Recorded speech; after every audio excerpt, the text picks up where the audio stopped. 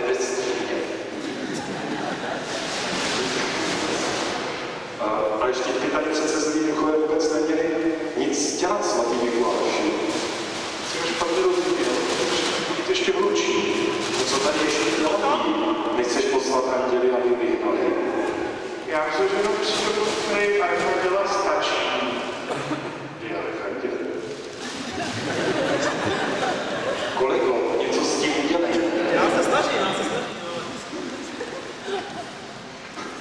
No dobře. No, mě rozdávají Panu dobře. Možná budu zasáhnout já svou svatostí asi. Zasáhněte. Ďáblové.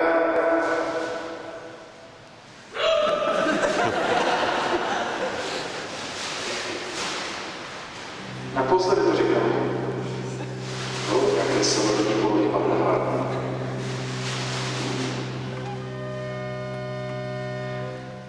No. Čemu vděčíme za vaši návštěvu, svatý biskupe? Tak především tomu, že přišel ten pravý čas. Před večerného svátku. To je dobré vás tady mít přímo. A co byste nám dnes večer tak jako řekli? Totiž vypadáte poněkud jinak, protože nemáte bílé vousy. Protože někdy možná nejsou věci tak, jak si představujeme, že to mají. Takže byste vypadali jinak, než si představujete. Já jsem i ty bílé vousy měl, ale to už jsem byl trošku starší. Já jsem se přišel ukázat ve své mladší podobě. No, já myslím, že to je tak docela dobré laděno pro nás akademiky, že si musíme zvykat na směny. Vy jste ovládl, ne byste vládl. To poznáte sami jednou. Já se tam tak těší, svatý Mikuláš je, ale ty nemůžeš říct, jak to tam je. Mohl bych, ale já z vás nechám trošku napnutý, abyste se snažili taky. A co anděle, můžu se zeptat andělu? Je to tam fajn? Úžasné. Úplně úžasné. Dobře, co nám na to řeknu? Dámy, andělské dámy. Je to výborné, to se ti nemůžete představit. Vážně. Taková pohoda, No. Bez toho porobeného dodatku to nebude. A svatý Mikuláš je počkat, ale já tady vidím reprezentanty zla. Víte, ono možná teď to tak nevypadá, protože jsou v klidu, ale mnohdy je to zlo mezi náma, aniž bychom ho vnímali, aniž bychom ho viděli a slyšeli. Ale dělá takový lepší kus. Daleko horší občas. Ale myslíte, že ta nebeská síla v Božím království je větší než ta jejich?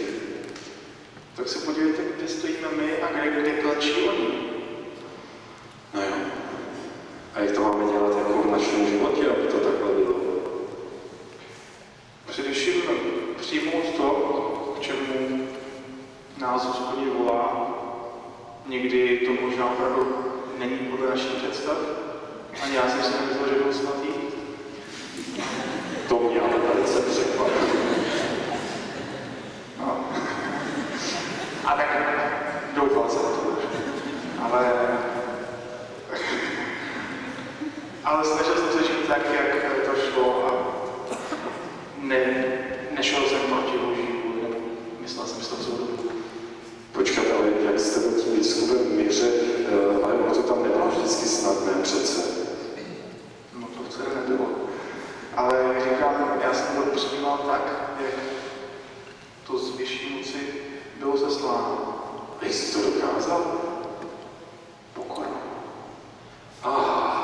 Já si vlastně uvědomuji, že v tom kázání jsem tady nastínil člověka, jako že my se všichni nemáme rádi. Ale ve skutečnosti to nejhorší věc je pýcha. Takže my se máme někdy rádi příliš. Je to tak? I mě to občas potkalo. Aha. Ale málo kdy. A potkávám vás i díky tomu, co máte na hlavě? Ne, Dobrý úřad. tak to už vůbec ne. Takže to spíš bylo těžké.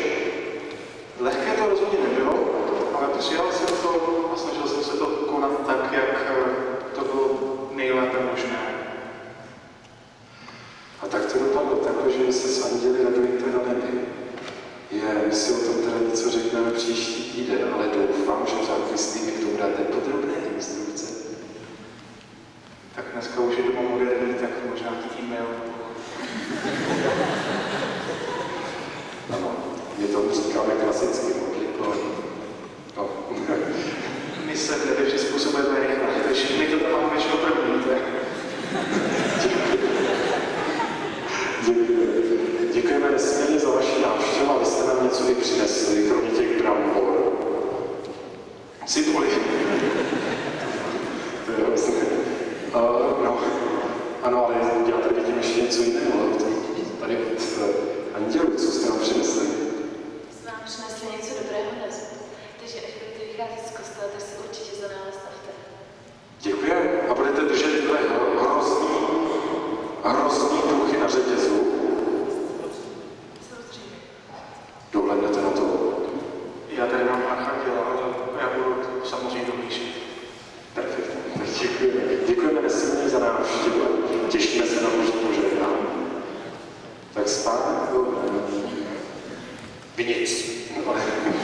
Máš z kostela.